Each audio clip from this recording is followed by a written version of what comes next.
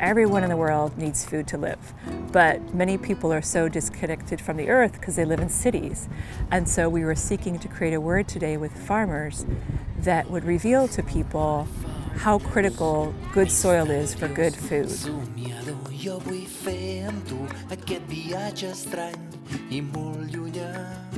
It's amazing. It just reminds me of being in the Midwest and going from farmland to the woods, and how much of a difference